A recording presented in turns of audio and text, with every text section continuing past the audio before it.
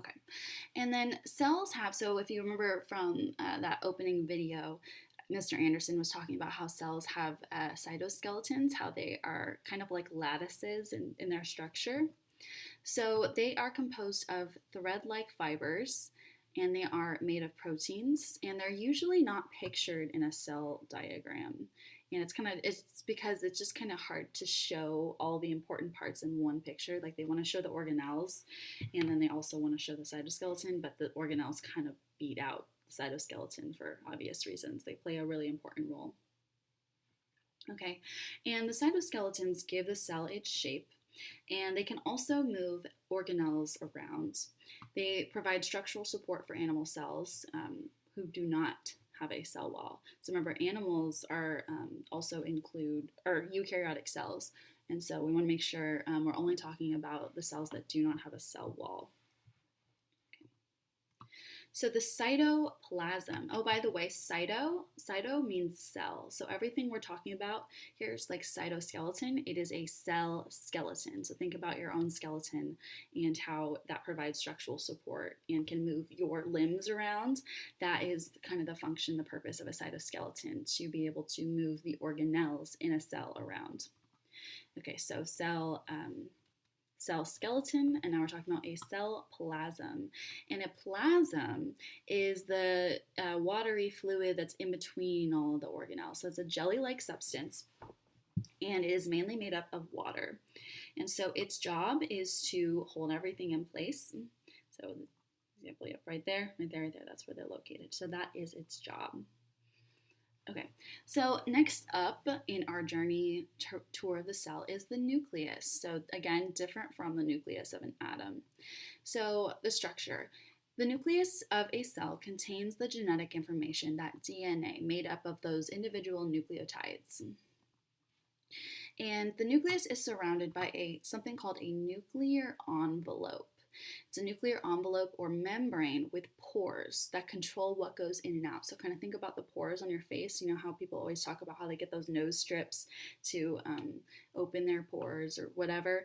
That's what we're talking about. It's just an entrance for something to move into the nucleus, into and out of the nucleus. When people are always like, oh my gosh, my pores are so huge today. Yeah, that's what I want you to think about when you're thinking about the nuclear envelope or membrane of the nucleus. You guys will never forget that now that I said it that way. Okay, and so the job of the nucleus is to protect the DNA that controls the activities of the cell. So think about how important the DNA is, and if you think about our bodies, we also see this in a more of a bigger scale. So our hearts are located in the center of our chest cavity, and they are protected by our rib cage and all of those bones and layers of muscle and tissue and stuff. So we want to make it very difficult to reach our heart, because it keeps us going. If we lost a hand, I mean, we could still live, but if you lose a heart, you're dead. So we want to make sure that we keep the most important parts far away, closer. Stuff has to go through more obstacles in order to come into contact with it, or hurt it or something. So the DNA, which, as we all know, and I mentioned before, provides the genetic material, our instructions that code for everything about ourselves, and code for our facial structure, our hair color, our eye color, how prone to being sunburnt we are, everything under the sun, basically. And yeah, so that is very important, and if it is messed up, it could have devastating effects. So we want to make sure that it's very protected. Okay, and that's just another, yep, they're located right in there. And actually, prokaryotic cells do not have a nucleus. No nucleus. They have DNA, or they have genetic material, but they do not have a nucleus. Nucleolus. Okay, nucleus, nucleolus. All right, and then that's what it looks like. So the structure of a nucleolus is inside of the nucleus, and its job is to make rRNA, ribosomal RNA, which makes up ribosomes. So remember how I told you ribosomes are the site of protein synthesis? They create proteins by linking those amino acids with bipeptide bonds. So there has to be some kind of genetic code, genetic instruction to make those ribosomes. And so the job of the nucleolus is to make ribosomal RNA, which makes up ribosomes. And that as well, there is no, and once again, there is no nucleolus present in prokaryotic cells. All right, next up, ribosomes. So these little purple guys right here. So ribosomes are made up of proteins and rRNA. And they are located on something called the rough ER, the rough endoplasmic reticulum, and they are floating in the cytoplasm of the cell. So remember that jelly-like fluidy substance in the center, well, just inside the cell membrane of the cell. Okay, and the reason we call it the rough endoplasmic reticulum is because the ribosomes are located on the outside of that structure. So it kind of looks rough. Okay, and again, the ribosome's job is to make proteins. Proteins, proteins, proteins. Hashtag proteins matter. All right, I'm bringing that back. Get it trending, please. All right, so again, more on this rough ER, the endoplasmic reticulum. This is what it looks like. This is what I was talking about when I said how they look rough. It does actually look rough, huh? Makes sense. Okay, so they have ribosomes on the surface and they hug the nucleus. So they're always going to be like right next to it, like they're best friends. The rough ER and the nucleus are BFFs. And so the job of the rough ER is to make proteins. And it is not present in prokaryotic cells.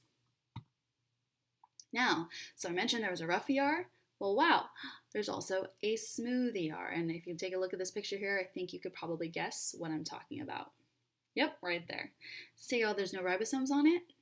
That makes it the smooth ER. So the smooth ER does not have any ribosomes on the surface, and however, they are attached to the rough ER. They are always nearby. So the smooth ER is kind of like that third wheel. So like these two are besties, and then the smooth ER is kind of like the third wheel tagging along. And so the job of the smooth ER is to make lipids. So think about the lipids that are used for the cell membrane. They make more of those and make sure that there is enough. Yeah, so they're present in animal cells, present in plant cells, but not present in bacterial cells, prokaryotic cells.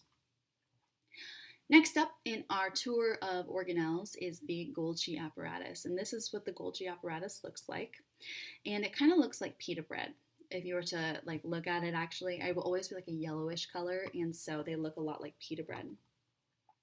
And so the Golgi apparatus is a folded membrane, and its job is to get vesicles of protein from the ER. So at the ER creates mini carts called vesicles. So they package the proteins into a vesicle, mini carts that transport proteins around the cell, because proteins, they can't just get there on their own. There's too many things that have to happen, and it's just the wrong kind of cell, the wrong kind of polarity to be able to freely move in and out of the cell membrane. And so they definitely need something to cater them around. They need to take an Uber. Otherwise, they are not going to be able to be legal to drive home. And so, like I just said, they process, sort, and ship proteins to where they're needed. So if they're needed close by in the cell, then they are processed, sorted, and shipped close by. And if they are needed further away, like let's say like in completely another area of your body, then they will be shipped and sent down and sent through the bloodstream and will eventually end up where they need to go. Yep, so that's just what they look like when they're actually in the cell, and they are not present in prokaryotic cells. All right, next up are lysosomes. This is what a lysosome looks like, the big red thing. Okay, and they're present like right here, here, here. So the structure of a lysosome is that they contain something called enzymes. And if you remember from Unit 1, one of the functions of proteins was to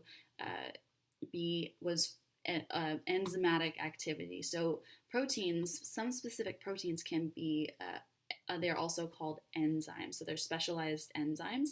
And enzymes are molecules that will speed up chemical reactions, or they will lower the activation energy needed to begin that chemical reaction. And so there are reactions occurring in our body 24/7. There's no time of the day where we are not chemically reacting somewhere up in here.